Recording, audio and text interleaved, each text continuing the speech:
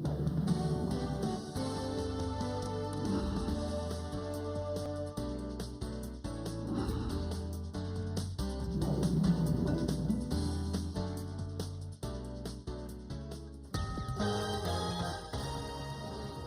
tardes, querido presidente Juan Manuel Santos, querido presidente Pedro Pablo Kuczynski, queridos Alicia, Gabriela, Enrique, queridos cancilleres que están aquí con nosotros, queridos amigos, querido don Enrique. Quiero iniciar por agradecer y felicitar al Centro de Desarrollo para la Organización para la Cooperación y el Desarrollo Económico, es la OSD, a la CAF y a la CEPAL por este extraordinario esfuerzo, la presentación de este informe al que le decimos el LEO, por sus siglas en inglés, Latin American Economic Outlook, pero no lo hemos traducido porque nos hemos acostumbrado tanto a llamarlo así. Realmente el LEO se ha convertido en un momento muy valioso de las cumbres iberoamericanas. Y este informe no es la excepción. No solo brinda una perspectiva general de nuestras economías, pero también se alinea con la temática de la cumbre. Nos permite un debate informado, nos permite aterrizar la discusión y hablar desde la evidencia y no solo desde la percepción. Creo que es un ejemplo excepcional de la capacidad de potenciar nuestras alianzas institucionales y ponerlas al servicio de los temas que le interesan a los países.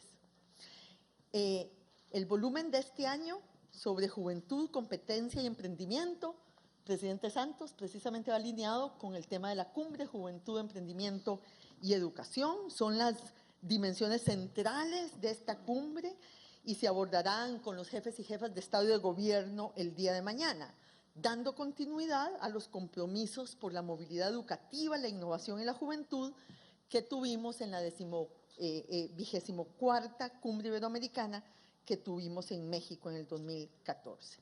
Entonces, este documento hace un llamado a mejorar el vínculo entre educación y mercado laboral para la población joven. Datos muy rápidamente, presidentes. 6 de cada 10 personas jóvenes continúan viviendo en condiciones de pobreza en América Latina o de vulnerabilidad, de pobreza o de vulnerabilidad. 4 de cada 10 que trabajan en el sector informal. Y, como sabemos, 1 de cada 5 no están insertos ni en el sector educativo, ni en el espacio laboral, ni en ningún programa de capacitación. Así que este bono demográfico que tenemos en la región, de alguna manera no será bono demográfico si estamos perdiendo la capacidad, el talento, la posibilidad de entrar a la corriente principal del desarrollo de todos estos jóvenes. También es cierto que de estos 1 de cada 5, el fenómeno afecta más a las mujeres. 3/4 partes de los jóvenes que no estudian, y voy a decirlo así, presidentes, no tienen un trabajo remunerado, son mujeres, porque no es que no trabajan, trabajan en los cuidados y trabajan en el trabajo doméstico, pero no tienen ningún ingreso. Solo 1/4 parte de los jóvenes ha logrado, por tanto, de los jóvenes que trabajan, han logrado, por tanto, incorporarse al empleo formal. Así que tenemos estos desafíos en la región. Al mismo tiempo que tenemos, por el otro lado, los jóvenes más educados que hayamos tenido nunca. Y esa es la dicotomía que tenemos en la región. Los jóvenes con el mayor número de años de educación, entre los 15 y los 29 años, 2/3 partes de ellos, me han oído ustedes decir, son estudiantes universitarios que son primera generación en su familia que llegan a la universidad. Bien, ¿cuáles son las cosas que nos dice el informe? Nos dice, hay que alinear la oferta y la demanda, por un lado. Hay que considerar, y usted me dijo esto, presidente Santos, la primera vez que hablamos sobre la cumbre. Usted me dijo, no solo la educación superior, también la técnica vocacional es muy importante para todos nuestros jóvenes. Y, por supuesto, todo el tema de las aptitudes. No es suficiente el acceso a la educación es fundamental la calidad de la educación. La calidad de la educación se convertirá en el factor de transmisión intergeneracional de la desigualdad en nuestros países, mientras hayan jóvenes que van a mala educación y jóvenes que vayan a buena educación. Termino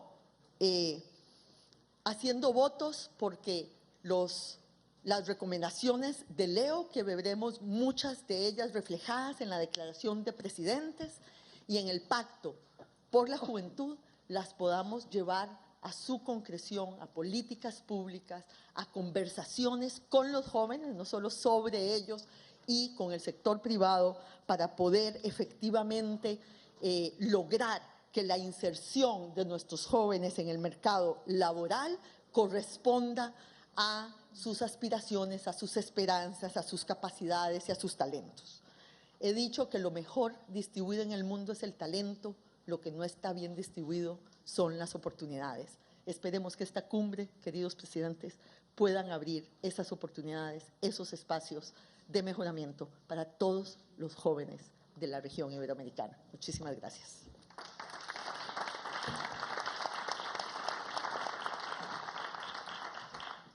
Muchas gracias. Conocemos ahora detalles de este informe. Quiero llamar a Luis Enrique García, presidente y director ejecutivo del Banco de Desarrollo de América Latina, CAF.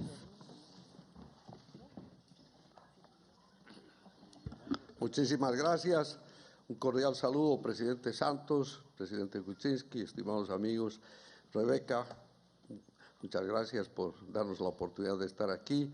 Alicia y Gaby, que estaremos juntos nuevamente en el panel. A todas las autoridades aquí presentes, cancilleres, amigos de otras organizaciones.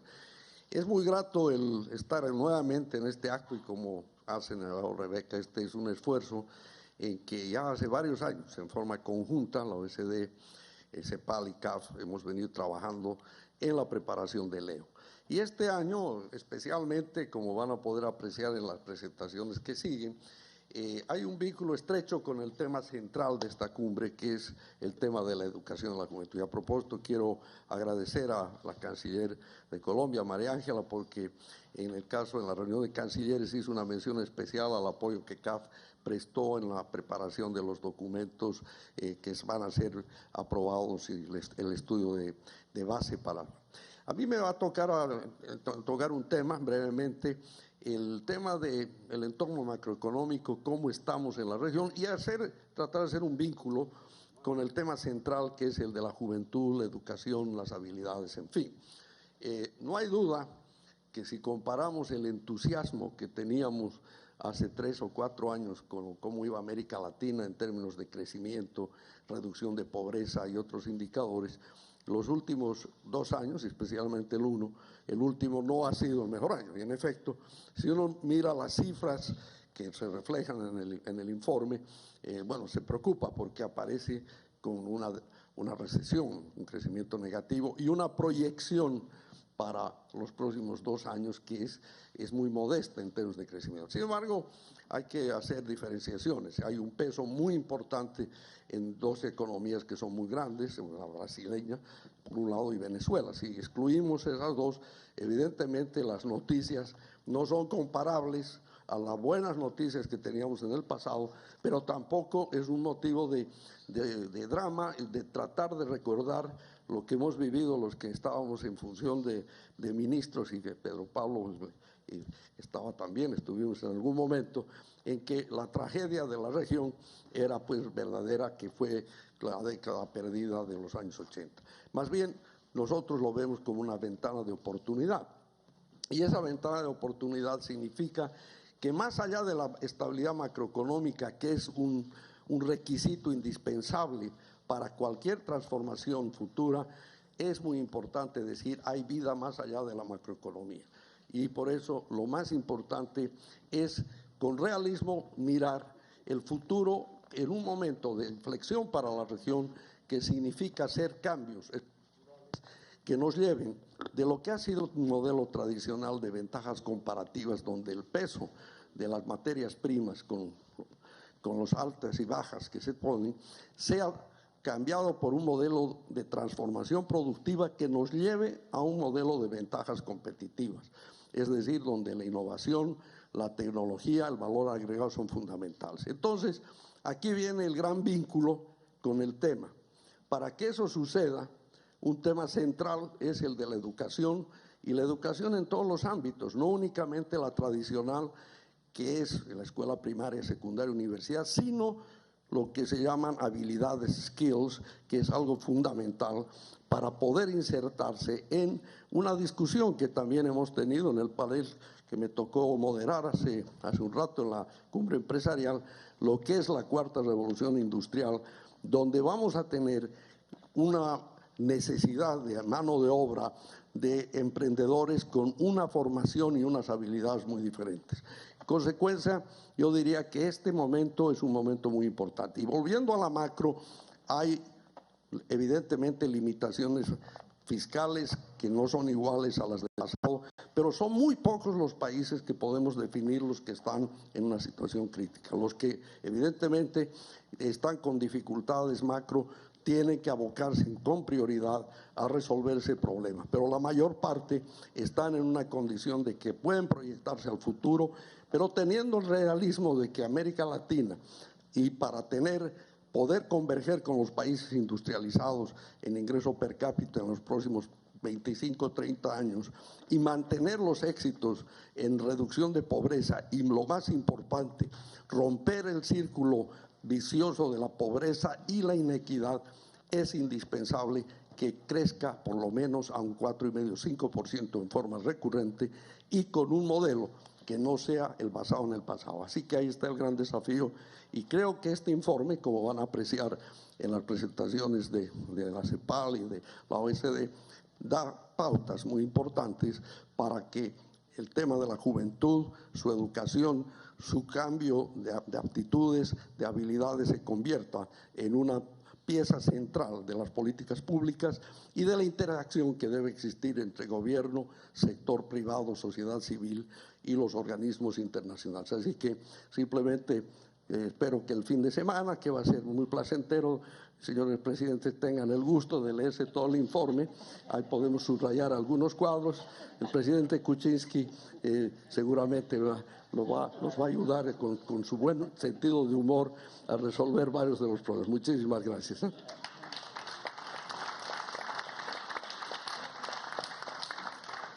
Muy bien, ahora sí los detalles de la mano de la CEPAL, Alicia Bárcena, secretaria ejecutiva de la Comisión Económica para América Latina y el Caribe. Muchas gracias y muy buenas tardes. Un honor estar aquí. ¿De qué hablamos cuando hablamos de los jóvenes en América Latina? Hablamos de 163 millones de jóvenes entre 15 y 29 años, 25% en la pobreza. Y hoy la juventud, que tiene más recursos educacionales, tiene más recursos de comunicación, tiene menos acceso al empleo, más acceso sí a la información, pero menos acceso a la toma de decisiones para hacer los cambios estratégicos. El desempleo de la juventud es 11,2%. Entonces, ¿qué es lo que este reporte se ha concentrado? Se ha concentrado para ver cuáles son los eslabones de la inclusión económica y social. Los eslabones de la inclusión son el empleo y la educación. Por eso es tan preocupante ver que en nuestra región tengamos un cuarto de ellos en la pobreza y un quinto que están desvinculados de la educación, de la capacitación y del empleo. Y que de ese quinto, que es un 20%, ¿verdad?, el 76% sean mujeres. Entonces, no es justo llamarles ninis a las mujeres que están en su casa, ¿verdad?, en un empleo no remunerado. Eso nos parece injusto. Por eso en la CEPAL hemos dejado de usar el término ninis, porque nos parece que es injusto para las mujeres que no tienen la oportunidad de entrar al mercado laboral porque no hay economía del cuidado y se encargan ellas en su casa de cuidar a la gente mayor, a los discapacitados y a los hijos. Entonces, ¿de qué se trata este reporte? Este reporte lo que hace es identificar los obstáculos, identifica las desigualdades en ingreso, en género, en etnia y en territorio, y además vincula de una manera muy directa qué es lo que está pasando con nuestros jóvenes en la región en distintos niveles de pobreza y de desigualdad. Así tenemos que los pobres extremos, por ejemplo, tenemos que hay un 10% de jóvenes, en lo moderado 12%, los vulnerables 42%. Y ellos, la parte más crítica de nuestra juventud en América Latina es la transición entre la escuela y el trabajo. Esa es la clave. Esos son los jóvenes que se nos van quedando en el camino y que el bono demográfico lo está aprovechando, desgraciadamente, el narcotráfico. Entonces, es ahí donde nosotros tenemos que poner el énfasis. No podemos dejar perder a nuestra juventud. 2/3 de la juventud en América Latina no tiene educación superior. 43 millones, es decir, 31%, no han terminado la educación secundaria. Menos del 1% de la juventud en América Latina se dedica a las matemáticas, a la ciencia, a las ingenierías. No pasan la prueba PISA. Entonces, si estamos hablando de la economía del conocimiento, tenemos que hacer que nuestra educación tenga una mejor pertenencia a las ciencias, a la tecnología, a las ingenierías. Nosotros necesitamos verdaderamente, además, romper esa brecha de competencias, porque el 50% de las empresas formales de América Latina, cuidado, no están encontrando la fuerza laboral dotada.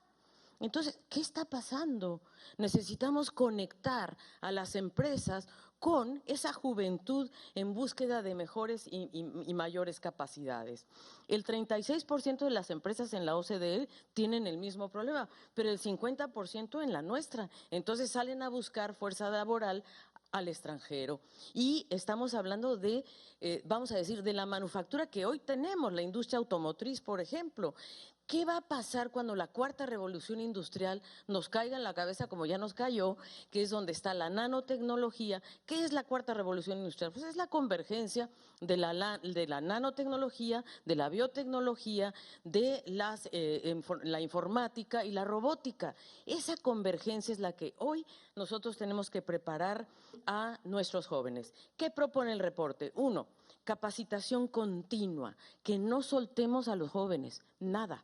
Y en esa transición de educación-trabajo, quizás hasta debemos pensar en un ingreso básico ciudadano para esos jóvenes. Y eso, además, estos jóvenes, por ejemplo, el programa de Jóvenes en Acción en Colombia, un programa muy importante, Pro Jóvenes en Perú, son estos programas los que el reporte está señalando, porque decimos capacitación continua, educación dual es lo que más resultado ha dado, es decir, jóvenes que están trabajando, sí, pero no solamente están en las aulas, sino aula-trabajo. Esa combinación es la que se ha visto que puede ser lo mejor. Y desde luego el emprendimiento. Pero el emprendimiento, que eso es lo que hemos abordado aquí, el problema que tenemos en nuestra región es que el emprendimiento se ve como el refugio del desempleo. Entonces, el emprendimiento coexiste. Muy pocas empresas de muy alto rendimiento y crecimiento con muchas que son de subsistencia. Los jóvenes que están en la cuenta propia, por ejemplo, en América Latina, estamos hablando del 16%. Muchos de ellos quisieran hacer más, pero faltan redes, financiamiento, mercados, instrumentos, y todo eso lo estamos abordando con mucho detenimiento en este reporte, que es, como dice Enrique, listo para que se lo lleven el fin de semana y vean, ¿verdad?, las propuestas que estamos haciendo y que seguramente les van a gustar mucho. Porque la otra cosa que estamos analizando ahí es que no se puede estigmatizar a la juventud con la violencia. La violencia ha aumentado en nuestra región 11% en 10 años. Pero no podemos decir que los jóvenes son delincuentes o violentos por ser jóvenes. Eso nos parece muy injusto porque hay otras razones por las cuales estos jóvenes caen en la delincuencia. Y creo que nosotros como sociedades nos tenemos que ocupar de ellos, no solo el Estado o el mercado o la sociedad toda. Todos tenemos que hacer un esfuerzo. Hay que mirar, sí, con mucho cuidado, el futuro del trabajo. Ese futuro que ya lo tenemos enfrente, que nos va a hacer perder en el mundo alrededor de 5 millones de empleos, que en América Latina eso seguramente va a caer en torno al 1,2 millones de personas de aquí al 2030. No estamos diciendo que se van a perder ahora, pero si no nos preparamos, sí vamos a perderlos. Y por eso tenemos que fortalecer la calidad de la educación y creo yo tener una perspectiva de género. Nosotros queremos y proponemos en este reporte ese eslabón de que son los jóvenes entre el presente y el futuro con visión de género. Es decir, alguien decía ahí, creo que el presidente de Portugal decía que la educación no es políticamente atractiva. Yo creo que sí, porque lo que hay que trabajar es en políticas para la futura generación y no para la próxima elección. Muchas gracias.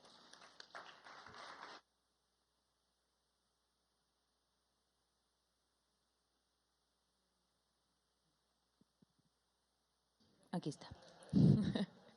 Muy bien, el turno ahora es para Gabriela Ramos, consejera especial y directora de gabinete de la OCDE.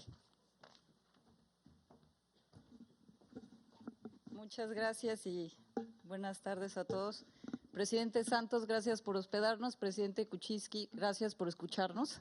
Y amigos Enrique, Rebeca, Alicia, son nuestros cómplices, porque esta es la 5ª edición que hacemos con ellos y la 8ª del Latin American Economic Outlook, o LEO, como dice Rebeca, y así lo queremos llamar.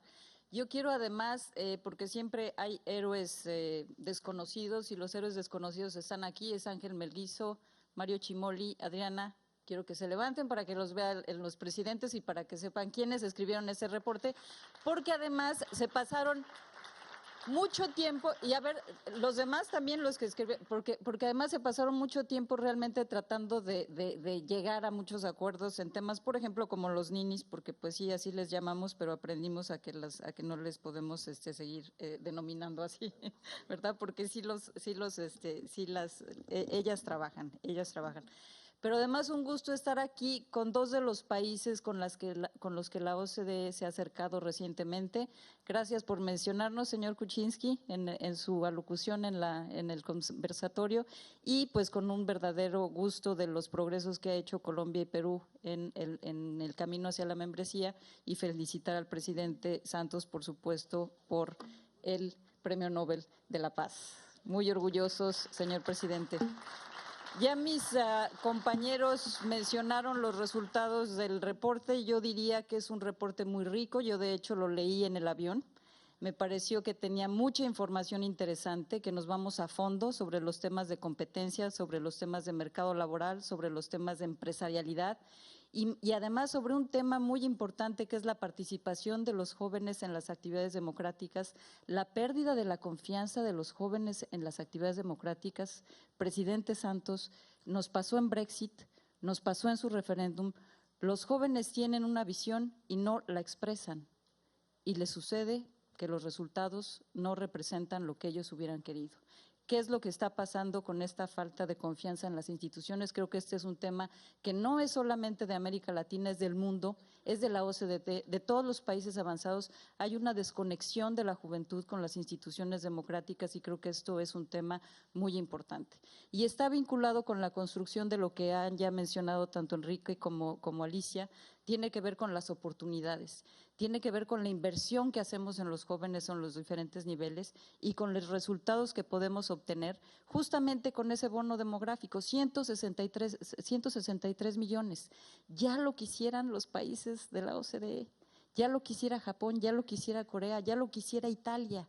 Están en un decrecimiento impresionante. Entonces hay un sentido de urgencia justamente de cómo invertir en estos jóvenes y cómo lograr avanzar en el desarrollo de nuestros países mediante, pues justamente, revalorizar estos activos. Para la OCDE, este estudio se enmarca además en nuestra iniciativa de crecimiento incluyente, porque ya lo reconocimos en la ministerial de este año, que además nos acompañó el presidente Santos también, que la productividad o el decrecimiento de la productividad que se ha experimentado en los países de la OCDE y la baja productividad que tiene América Latina en lo general, pero que además también está decreciendo, no está desvinculado de la desigualdad de oportunidades y de la desigualdad del ingreso. Al contrario, están muy vinculados y se refuerzan, porque ya lo dijimos, si tenemos en América Latina, respecto a los países de la OCDE, lo mencionó Alicia, en el programa PISA, 80% de los estudiantes de América Latina se colocan en el nivel de desempeño más bajo y vamos además a hacer la presentación en diciembre de este año de la evaluación de los estudiantes de la OCDE. Tenemos 5 niveles. América Latina se ubica en el nivel 1, 2, 3 y todos los países asiáticos se ubican en el 5, en el 4, 5 y 6. Entonces, ahí hay un tema muy importante. Pero además, América Latina es la región que más reproduce las condiciones socioeconómicas de los estudiantes. Es decir, los estudiantes que tienen peores desempeños son los que provienen de familias en desventaja. ¿Qué pasa en los países como Corea o como Finlandia o como incluso China? Hay un rompimiento de ese vínculo. La diferencia entre los estudiantes de familias favorecidas o de familias en desventajas es mucho menor. Y en América Latina, sin embargo, tenemos esa reproducción de la desigualdad que se hace a través de las escuelas. Y quiero decir que es un drama porque hemos invertido mucho en las escuelas, se ha avanzado mucho en la escolaridad, se ha incrementado el nivel educativo de nuestros países, pero creo que se tiene que invertir en la calidad y se tiene que invertir en los sectores más vulnerables para que alcancen niveles de educación superior.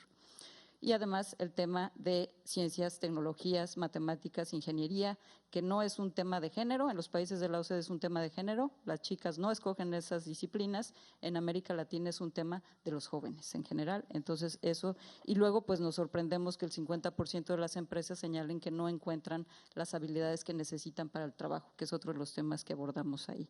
A nivel laboral, ya lo mencionaron también Enrique y Alicia, necesitamos una mejor conexión entre el mercado laboral y el sistema educativo. Tenemos que pensar cómo vincular mejor la escuela y el trabajo. Es cierto, hay muchos esquemas y obviamente uno de los más famosos es el esquema alemán, en donde se les permite a los estudiantes estar involucrados con la empresa mientras estudian, y creo que esto sería una manera importante de avanzar también en la economía digital y combinar la enseñanza con estadías profesionales y laborales. Pero ahí también no es una cuestión del gobierno, es una cuestión de la empresa. La empresa también tiene que hacer un esfuerzo por pensar y repensar cuáles van a ser sus demandas y expresarlas a las instituciones que están capacitando a los jóvenes. Quiero también reconocer, porque además hay muchos reconocimientos y seguramente les va a gustar, señores presidentes, verse reflejados ahí. Hay reconocimientos a varios de los programas que están haciendo ustedes, por ejemplo, la Ley de Universidades o Institutos de Formación Técnica de Perú o las iniciativas de México y Colombia con la industria automotriz. Este tipo de programas faros en sus países yo creo que sería importante tratar de escudriñarlos y ver qué es lo que está funcionando y cómo podemos ampliarlos a diferentes niveles. También hablamos de la empresarialidad. 26% de los empresarios en América Latina son por necesidad. Entonces, ahí la cuestión es cómo logramos que, si tienen esta participación en la empresarialidad, podamos acercarlos al acceso al financiamiento, a promover sus habilidades gerenciales y financieras, a enfocarnos a promover también su creatividad y vincular a los jóvenes con redes empresariales, nuevamente como los parques de emprendimiento de Medellín o el Startup en Perú, que es una muy buena iniciativa que queremos reconocer. Muchas, como dicen, evidencias, muchos análisis, muchas recomendaciones, se los recomendamos realmente y al público que lo lean. Pero creo que un punto que fue muy importante señalado por mis colegas de la CAF y de la CEPAL es que América Latina obviamente ya no puede depender de las materias primas. Este año es uno de los primeros años en que hay una desaceleración importante y va a haber crecimiento negativo. Desigual, no todos los países van a crecer negativo, justamente Colombia y Perú no lo harán, pero la mayoría tiene crecimiento negativo. El ambiente internacional no nos va a ayudar más. Le llamamos la trampa del crecimiento en el mundo, porque hay un crecimiento bajo, el comercio está bajo, la inversión está bajo, la demanda está baja, no va a aumentar. Entonces, América Latina tiene que mirar hacia adentro y tiene que invertir en sus activos para que las nuevas fuentes de crecimiento y de productividad sea justamente la inversión en los jóvenes. Y quiero además decir que pues no podemos seguir esperando. Hicimos un cálculo, si todos los jóvenes que se encuentran en la informalidad fueran integrados mediante todos estos programas, tendríamos un 4% más del PIB regional. y esto pues significa quizás un nuevo Perú en una década o un nuevo Colombia. El futuro no puede esperar, como en la maravillosa historia descrita por el Premio Nobel colombiano, no usted, señor presidente, a usted ya lo felicitamos, pero ahora estamos hablando de García Márquez, en donde en su maravillosa historia del amor en los tiempos del cólera, Florentino Ariza esperó 5 décadas. Pero aquí ni la CEPAL, ni la CAF, ni SEGIF, ni todos los que creemos en América Latina vamos a esperar ni un día más en continuar apoyando con estas ideas y con estas reflexiones. Muchas gracias.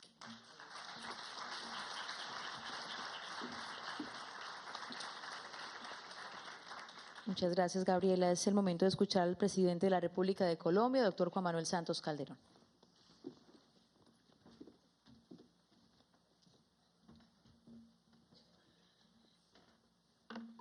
Bueno, muy buenas noches a todos. Presidente Kuczynski, presidente Martí, y saludamos también a todas las personas que han hecho uso de la palabra, de las diferentes instituciones que nos presentan esta lectura apasionante, 335 páginas. Vamos a leerla con muchísimo cuidado, vamos a invertirle, como dice Enrique, todo el fin de semana para que podamos digerir este estudio. Pero no, muchas gracias porque realmente este ejercicio que hacen ustedes todos los años es de una inmensa utilidad.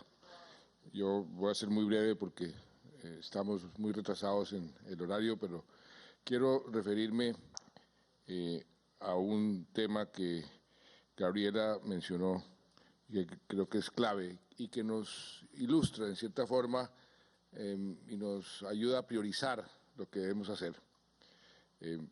No parándole bolas a los asesores, presidente Kuczynski, sino simplemente haciéndole caso al sentido común y a la historia. El tema, la palabra clave de productividad. América Latina en general ha tenido ese problema hace muchísimos años. Y como bien aquí se dijo, los ciclos económicos son tan inexorables como los impuestos y la muerte. Siempre hay ciclos económicos y no puede uno depender de los ciclos económicos porque esos ciclos económicos atentan contra las políticas de largo plazo. Por eso el tema de la productividad y para nosotros los países latinoamericanos se vuelve clave. ¿Y qué hay que hacer para mejorar la productividad? Palabras como emprendimiento no son suficientes. Emprendimiento, nosotros somos muy emprendedores. La adversidad y la pobreza nos han vuelto emprendedores. En Colombia se dice el rebusque. Y la gente, los colombianos en el mundo entero son emprendedores y han tenido un éxito relativo. Somos la segunda región más emprendedora del mundo, pero no somos innovadores y tienen que ir de la mano para poder ser más productivos. La innovación. Si hay emprendimiento, pero no hay innovación, nos quedamos en un nivel mucho más bajo. Entonces, ¿qué hay que hacer para estimular la innovación? Y ahí viene a jugar y comienza a aparecer el tema de la educación, por supuesto, el tema de la priorización en los presupuestos, la ciencia y la tecnología, el tipo de educación y la pertinencia en la educación. La pertinencia es algo que cada vez es más importante porque en la medida en que el mundo se va especializando, en que la tecnología va avanzando, esa disociación que hablaba Alicia Bárcenas entre tenemos un desempleo muy grande, pero al mismo tiempo las empresas se quejan de no tener la mano de obra que necesitan. Ahí es donde la pertinencia entra a jugar un papel fundamental. En el caso colombiano, por ejemplo, nuestra institución que capacita a los técnicos y a los tecnólogos, que es el SENA, hemos hecho un gran esfuerzo para que la empresa privada y el SENA logren coordinarse mejor. Y en pocos años logramos unas cifras muy impresionantes. Hace 6 años el número de aprendices del SENA que encontraban empleo después de capacitarse era de 1 de cada 4. Hoy hemos aumentado eso a 2 de cada 3 y para el año 2018 vamos a hacerlo 3 de cada 4, o sea, el 75%. Y eso se logró simplemente con una coordinación mucho más fluida, una comunicación mucho más fluida entre esa institución y el sector privado. Y a cada empresa que llega a Colombia, yo personalmente muchas veces le pregunto, ¿tiene mano de obra capacitada? ¿Tiene suficiente? Y si no, trabajemos juntos para desde ya crear el curso allá en el SENA que le capacite a los empleados suyos del futuro. Y eso ha generado una dinámica muy positiva. Mencionaba algunos de ustedes, creo que Alicia, programas de jóvenes en acción. Ese es otro enfoque y otra política que ha sido muy exitosa, que tiene que ver también con esa brecha que hay entre la educación, el bachiller y lo que Alicia mencionaba, esa transición hacia el empleo. Esa diferencia es donde hay unos problemas muy serios por resolver. ¿Qué hicimos ahí? Como la mayoría de los países de América Latina, nosotros tenemos un programa de subsidios condicionados. Entonces le damos un subsidio a la familia para que los hijos, para garantizar que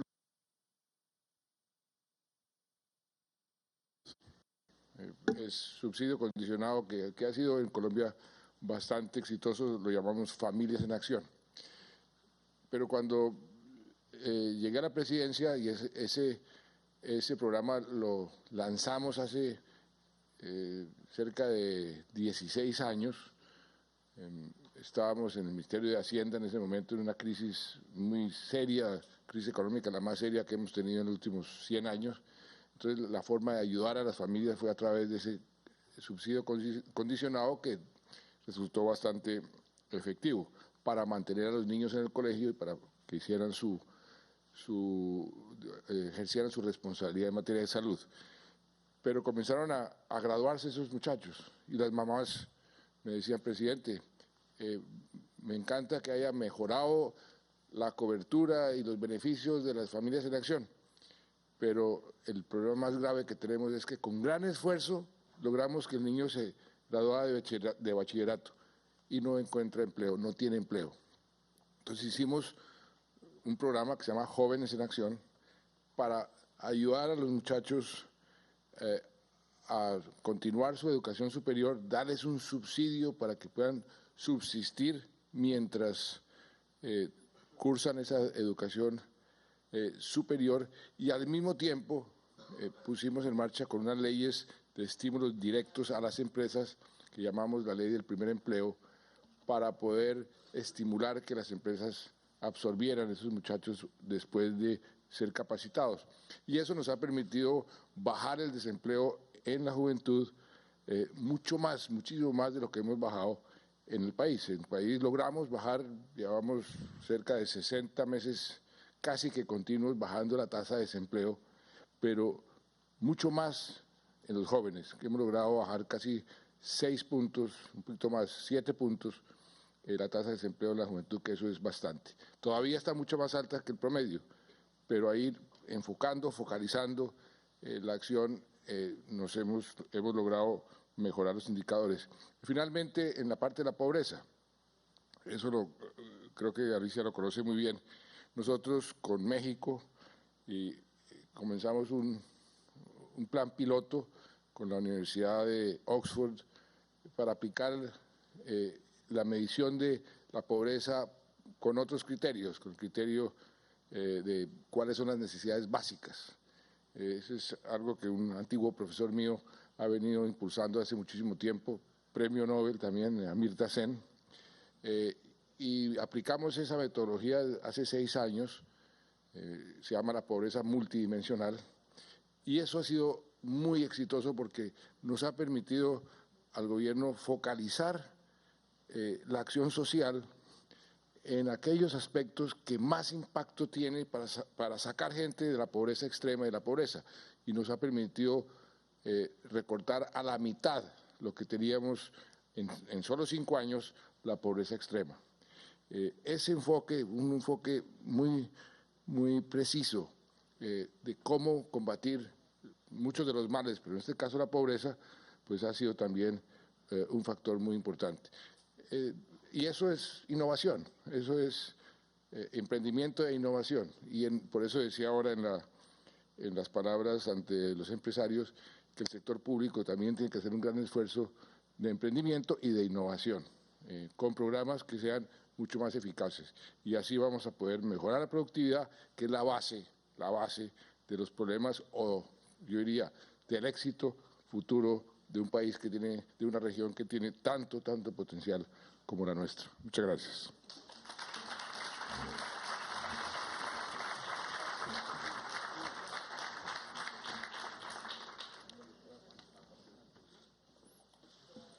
Presidente Pedro Pablo Kuczynski, lo llamamos por favor para que se comunique con nosotros sobre este informe.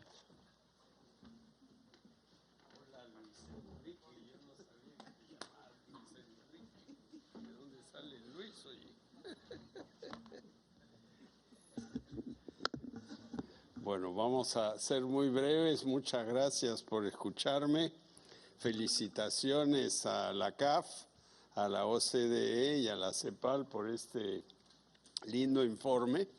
No puedo decir que he leído todo, pero el otro día Ángel Gurría me dejó el informe en mi casa en un desayuno junto con una pila de estudios de este alto, y solo me llevé esto para leer en el avión, el más chiquito de todos. Y realmente el tema del desempleo juvenil es un tema mundial.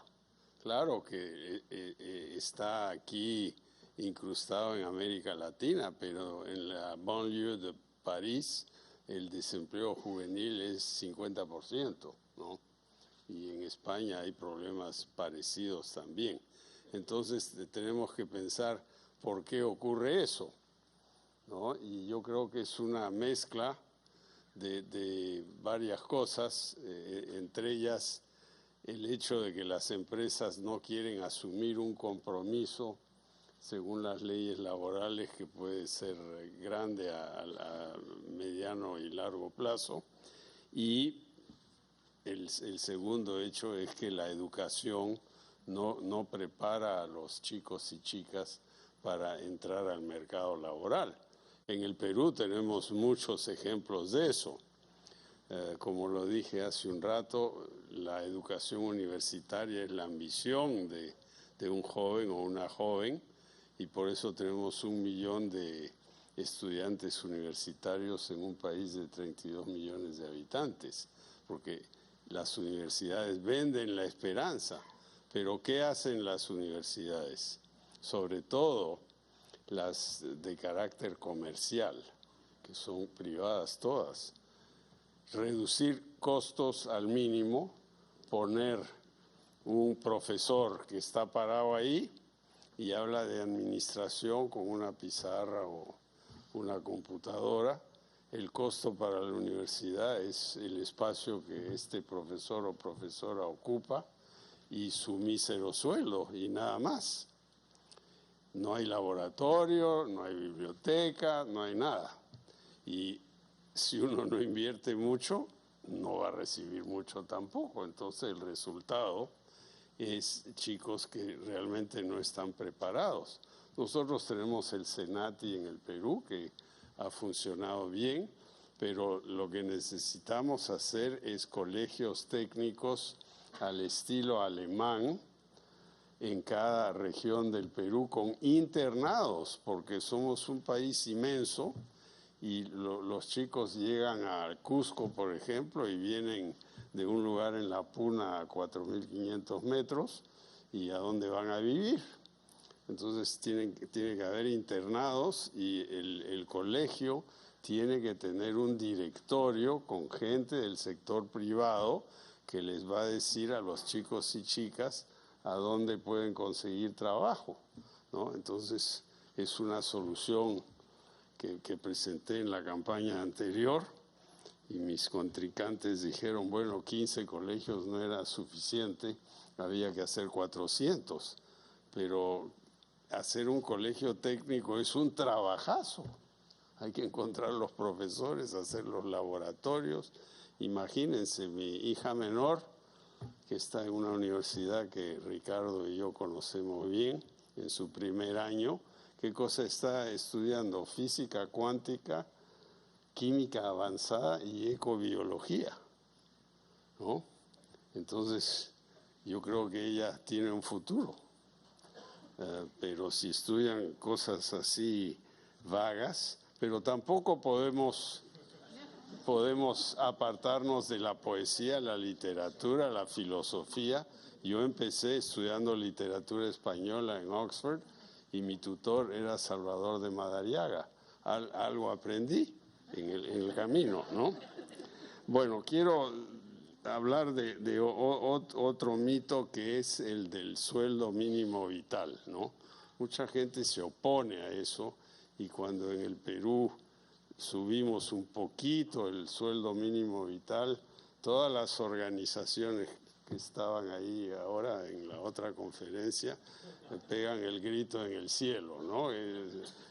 No va a haber empleo, etcétera, pero tiene que haber un balance, porque los chicos tampoco quieren trabajar por un sueldo mínimo vital que es 15 soles al día, ¿no? Que vienen a ser que es $5, ¿no? Entonces tiene que haber un equilibrio. El tema del empleo hay que ser optimista, pero el empleo está cambiando a una velocidad alucinante. Hace unos meses, bueno, hace unos años, hace 2, 3 años, estuve en una planta de Toyota, yo era director de Toyota, y no había ni un trabajador. Era todo robótica. El único trabajador era uno que estaba en un tablero inmenso y que tenía un reemplazante ahí por si algo le pasaba a él, ¿no? Y no había más. Entonces, yo creo también que estamos exagerando un poco toda la robótica, ¿no? Y productividad, bueno, lo mencionaste, presidente, es vital, vital, vital. Yo veo la velocidad a la cual hacemos las cosas. Detrás de mi casa en Lima, lamentablemente, se está construyendo un pequeño edificio de lujo. Empezó hace 2 años y medio y todavía no han terminado y solo tiene 4 pisos, ¿no? Y todo el día se oye brrr, brrr. ¿Y qué ha pasado?